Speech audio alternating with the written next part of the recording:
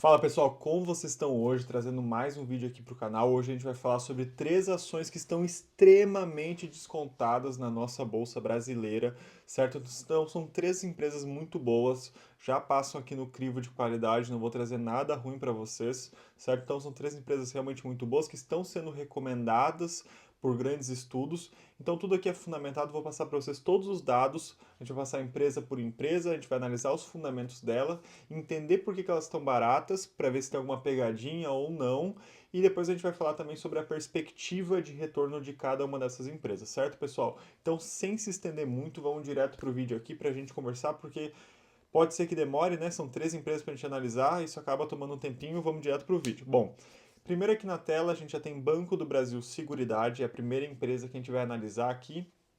E a primeira empresa que está na lista das mais baratas com maior potencial de rentabilização, certo, pessoal? Atualmente ela está cotada aqui em R$ 33, certo? Ela já chegou a bater aqui um pico de R$ 42, porém ela já retornou esse preço, já baixou, acabou tendo uma queda bem relevante aqui. Isso está muito relacionado à queda do Banco do Brasil, certo? Então, quando o Banco do Brasil começou a cair, ela acaba acompanhando. Eu gravei outro vídeo recentemente, certo? O último vídeo do canal. Eu falei sobre Banco do Brasil e Banco do Brasil Seguridade, já que eu comprei para minha carteira pessoal. E nesse vídeo eu mostrei um gráfico sobre como a cotação do Banco do Brasil Seguridade acompanha a cotação do Banco do Brasil apenas banco, certo? A divisão sem a parte de seguros. E como a gente sabe, Banco do Brasil está passando por dificuldades, acaba puxando o Banco do Brasil Seguridade para baixo. Porém, a empresa isolada de seguros não está passando por nada relevante, certo? Então ela está crescendo, está com um ROI muito, muito interessante que a gente vai passar aqui. Óbvio, não está na melhor fase dela, afinal ela tem muito seguro agrícola, que hoje está ruim, né, já que o agro está numa fase ruim.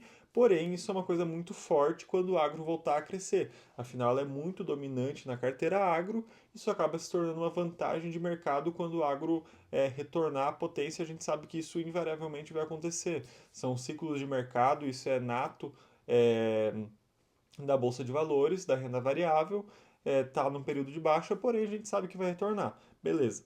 Aqui a gente olha para o preço sobre lucro dela, está em 7 de PL, 6 de preço sobre patrimonial e 13. Ó, esse 13 aqui ficou. Essa caneta não ficou boa. 13% aqui de dividend yield, certo? Ou seja, está pagando aí. Se a cotação é R$ 33, ela está pagando 13% desses 33 em dividendos, certo, pessoal? Então, é um dividendo extremamente atrativo, será equivalente a mais de 1% ao mês em distribuição. Então, tá excelente. Quando a gente vê aqui o gráfico, a gente vê que ela tem uma escala de ascendência, passando para o momento aqui de pullback, mas a gente sabe que isso tende a retornar a crescer e a gente voltar a ver esse crescimento da empresa no longo prazo, sempre analisando aí 5, 10, 15 anos, beleza? Bom, aqui a gente analisa os dados mais específicos dela, a gente consegue ver aqui que está com ROI de 85%, isso aqui ó, é excelente, certo? Então é como se ela lucra R$ 100, desses R$ 100 ela distribui 50, por exemplo, e fica com os outros 50 para reinvestir. E desses R$ 50 que ela reinveste é como se rentabilizasse 85%. Então é como se fosse uma renda fixa com retorno de 85% ao ano. É basicamente o que esse número quer dizer pra gente do que ela reinveste. Se ela reinvestir R$ 100 nela, vai voltar a 85, certo? Isso não é um dado que se mantém em 85% todo ano. A média histórica dela é um pouco mais baixa, em torno de 40%.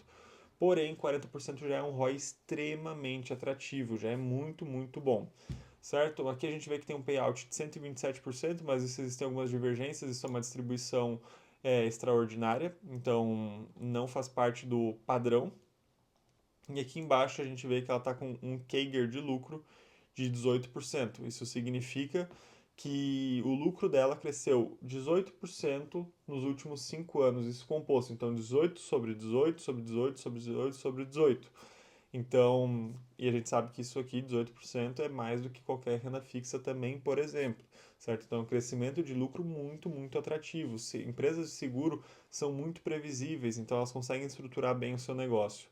Bom, quando a gente vê aqui o motivo dessa queda, a gente tem essa associação com agro. Então, isso aqui eu tirei direto do relatório para o investidor do Banco do Brasil Seguridade. Eles até apontam aqui o valor do preço da soja, que acabou caindo, a Selic, que também está alta, e a inadimplência. Isso aqui é um dos fatores principais, certo? Então, se a gente for levar em consideração principais fatores, seria essa inadimplência de 90 dias, que está em um valor histórico aqui, está muito alto, certo? Porém, a gente sabe que isso aqui é um processo cíclico, isso aqui não vai ficar para sempre.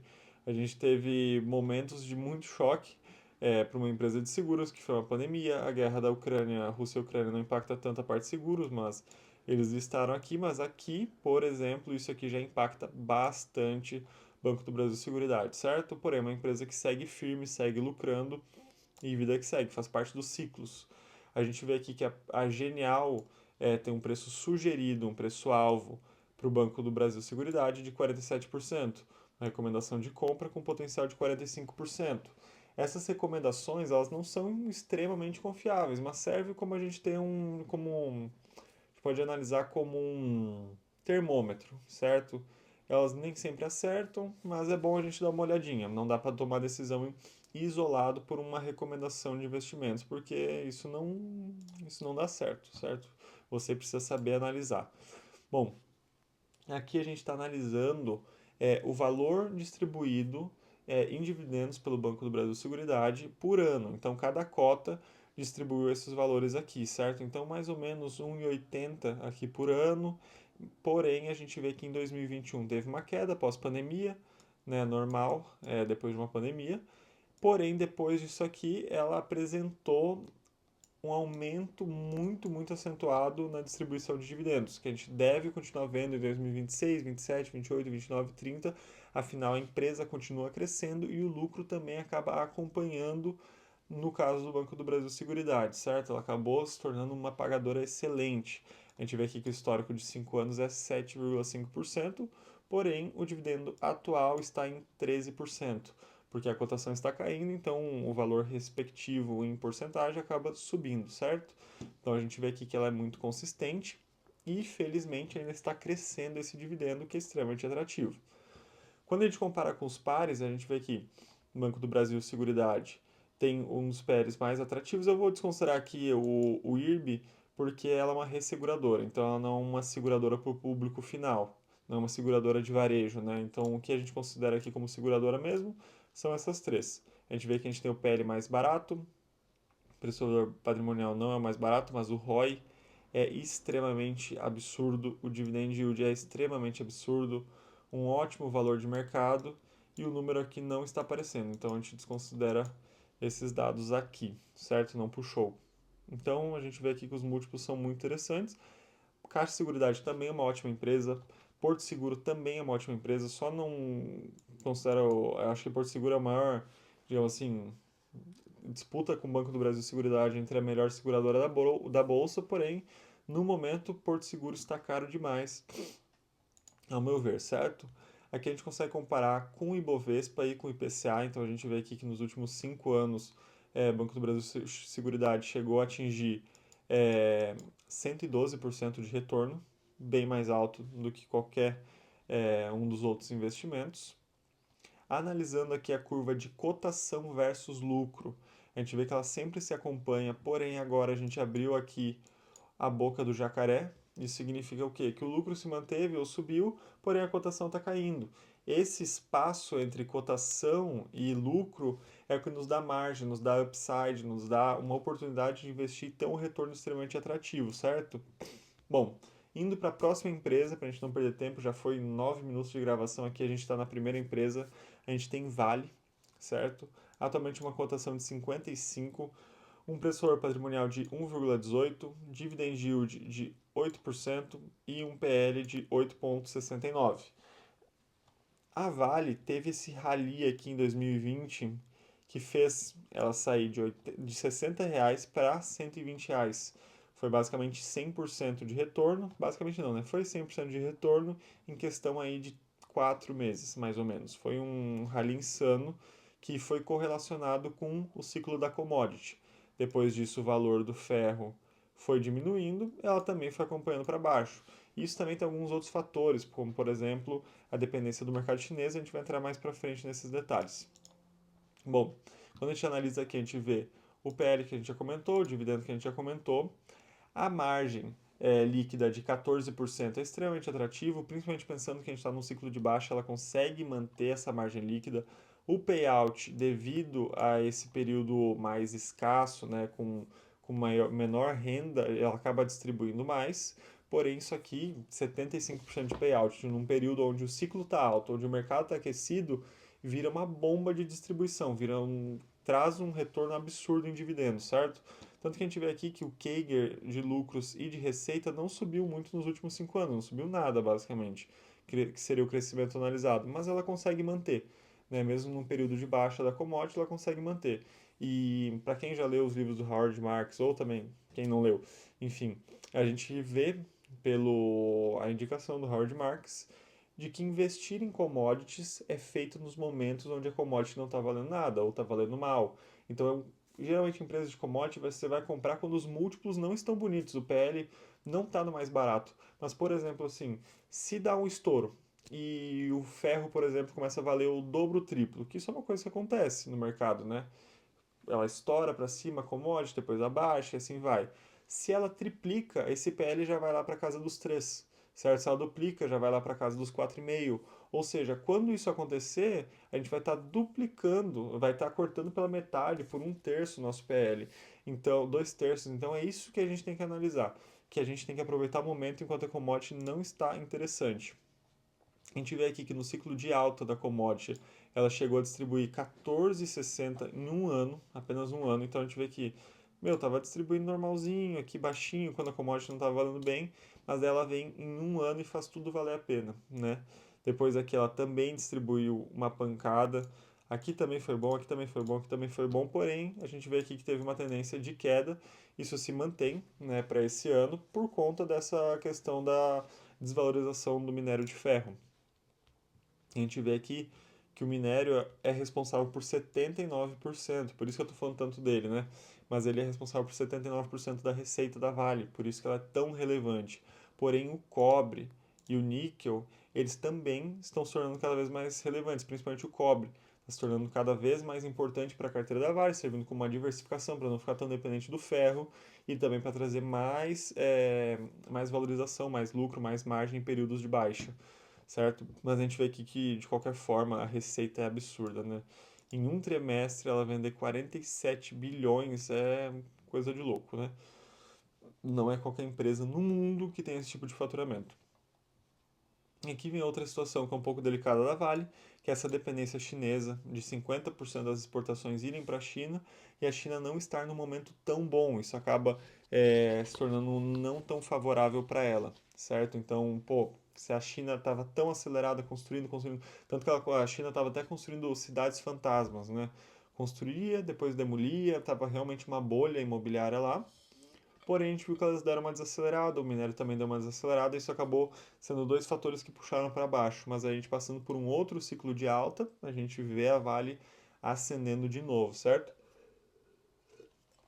E também isso serve como oportunidade para a Vale conseguir diversificar e trazer novos parceiros de negócio, não ficar tão dependente de um mercado só. Melhorando essa carteira com a Europa, melhorando a carteira com a Ásia, com o Japão e até mesmo a nossa carteira interna aqui. Quando a gente vê o lucro, é um lucro bem consistente, porém a gente tem esses momentos aqui, mas principalmente esse, né? Vamos falar desse momento aqui, que foi quando teve o rompimento da barragem de Mariana. Então foi um momento extraordinário, ou seja, não é ordinário, não faz parte do padrão, né? Foi fora do padrão, foi um desastre que trouxe danos absurdos para a Vale, foram 47, se não me engano, 47 bilhões de multa de indenização para a Vale pagar. Então ela pagou, né, está pagando, finalizou acho que já os pagamentos basicamente, e isso acabou impactando até agora, certo? Ela até hoje ainda paga alguns resquícios de multas dessa época, porém vai parando de pagar. Então acabou que esse período aqui foi muito danificado por isso, né? Devido a todos os custos que ela teve, ela cortou vários negócios que não estavam tão bem fiscalizados, enfim, isso deu uma atrapalhada, Porém, tirando esse período aqui é, complicado dela, o resto é bem consistente. A gente vê aqui que ela tem essa curva que sobe e desce, mas isso faz parte do ciclo, não é nenhum problema operacional dela. Aqui a gente tem outra curva dessas. Então, assim, a gente vê que aqui nesse gráfico, em questão de 16 anos, a gente tem três curvas ascendentes, três ciclos ascendentes, o que nos dá mais ou menos um ciclo a cada 5 anos. Então, quando a gente está tendo esse ciclo aqui, daí passam 3 anos de baixa, ou seja, deve ter mais um ano de baixa, depois no outro já começa a subir de novo e assim vai. Aí você tem a oportunidade aí de ou coletar seus dividendos e vender, ou vender mesmo, ou manter se você desejar, né? Aí vai de cada um, certo, pessoal? Bom, bora lá. Aqui a gente está analisando o minério, certo? Então esse gráfico mais escurinho aqui é o minério e o azulzinho escuro aqui é o azulzinho, lilás aqui é a cotação da Vale. Então a gente vê que ela é diretamente relacionada à cotação do ferro. O ferro sobe, a Vale sobe junto, quando o ferro desce, a Vale desce junto. Então a partir do momento que a gente tenha outro ciclo do minério, a gente tende a ver a Vale ascendendo de novo. Então pode ver, ela teve a queda aqui muito grande, mas despencou aqui o minério, porém depois ele subiu, a Vale subiu, o minério despencou, ela despencou, o minério subiu, ela subiu, e assim vai indo, certo? Nesse momento a gente já está tendo uma queda do minério, então, pum, uma queda da Vale junto, certo? Isso faz parte das empresas cíclicas. Aqui a gente consegue comparar com outras mineradoras do mundo, certo? Aqui a gente só tem que corrigir esse número porque aqui é 8%, certo? Aqui está em torno de 8, 9% o dividendo da Vale, certo? Quando foi feita essa tabela aqui, estava em 25, mas está desatualizado aquele dado ali. Aqui a gente consegue comparar com as principais concorrentes da Vale, como por exemplo a Rio Tinto e a BHP, certo? Aqui é uma empresa própria da China. A gente vê que aqui a Vale é a mais barata de todas. A gente tem o menor lucro por ação, a gente tem o menor, aqui é o menor também, e o EV/EBITDA tá menor junto com a Rio Tinto. Outro ponto positivo também da Vale é que aqui ela tem um dos dividendos mais atrativos do mercado, certo? Então a gente vê que ela se diferencia, tem múltiplos muito mais baratos do que as outras mineradoras, ou seja, para o investidor internacional também, às vezes quando ele vai ver, pô, vou investir numa mineradora, para qual que eu vou? Vamos supor que a gente está prestes a iniciar um ciclo de alta do minério. Acaba que vem muito investimento de fora para Vale e isso também acaba impulsionando muito, tanto que o Howard Marks é um investidor de Vale, certo? Um histórico investidor de Vale, sempre aproveitando esses ciclos das commodities. Agora, indo para a nossa terceira empresa, a gente já chegou a comentar aqui, já comentou em outros vídeos também sobre o Banco do Brasil, então não vou me estender muito sobre ela. A gente vê que ela está passando um momento terrível aqui por conta do agro, porém ela está sendo tão batendo até demais no Banco do Brasil. O preço-valor patrimonial em 0,67 é insanamente barato. Dividend yield de 9,2% é extremamente atrativo, o banco que mais está pagando dividendos.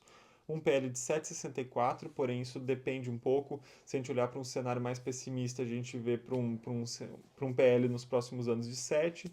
Se a gente vê um cenário um pouco mais otimista com a retomada do agro e aquela Selic, a gente já está falando de um PL de 4, certo? Um PL de 4 já é um PL extremamente atrativo. Cotação de R$ 21, ela já caiu 30% aqui do valor que ela chegou a bater, o pico dela de R$ 30 e pum, depois disso derreteu. Certo? Era uma queridinha do mercado, só que só foi queridinha enquanto estava em alta. Depois que começou a cair, ninguém mais quer saber. O ROI dela de fato está muito baixo, está numa fase ruim. O lucro dela acabou sendo muito prejudicado aqui, então isso acabou, é, enfim, levando essa queda de cotação, que vocês já sabem. A gente vê aqui que os dividendos dela estão ascendentes, igual no Banco do Brasil Seguridade, menos aqui em 2025, porque aqui realmente vai ter uma queda nos próximos anos, isso é inevitável, mas faz parte do negócio. Porém, com esses dividendos aqui, a gente sabe que eles tendem a se recuperar. O lucro é extremamente consistente do Banco do Brasil, sempre crescendo, é uma empresa que tem 200 anos, a gente sabe que o Estado é dependente dela, então qualquer coisa que aconteça, o Estado acaba resgatando e mantém ela viva, né? Quando a gente vê aqui a cotação versus lucro, a gente vê que de fato o lucro está caindo junto com a cotação, então aqui a gente não tem nenhuma abertura, né, de brecha entre cotação e lucro, porém isso não é nenhum problema, afinal a gente sabe que a situação está controlada, é uma situação cíclica, isso não nos assusta. Bom, pessoal, no vídeo de hoje é isso. Então, tá passado aí o recado, 20 minutinhos para a gente falar das três empresas mais baratas da atualidade. São grandes oportunidades, são três grandes empresas consolidadas, nenhuma é uma small cap suspeita aí que você não sabe quem são os diretores, não sabe com o que mexe. É tudo consolidado, tudo grande empresa. Então acredito que realmente vale muito a pena. Eu invisto nessas três empresas já tem anos. Gosto muito das três e acredito que são grandes oportunidades para o longo prazo. Em 5, 10, 15 anos você não vai se arrepender. Eu acredito que você não vai se arrepender de ter investido nela, certo? Gostou do vídeo? Já curte aqui. Você assistiu até aqui, não tem melhor reciprocidade do que você curtir e se inscrever no canal para a gente bater a meta de 1.000 inscritos até o fim do ano. Se Deus quiser, é possível. Estamos trabalhando duro para isso, certo, pessoal? Agradeço a atenção até aqui. Valeu!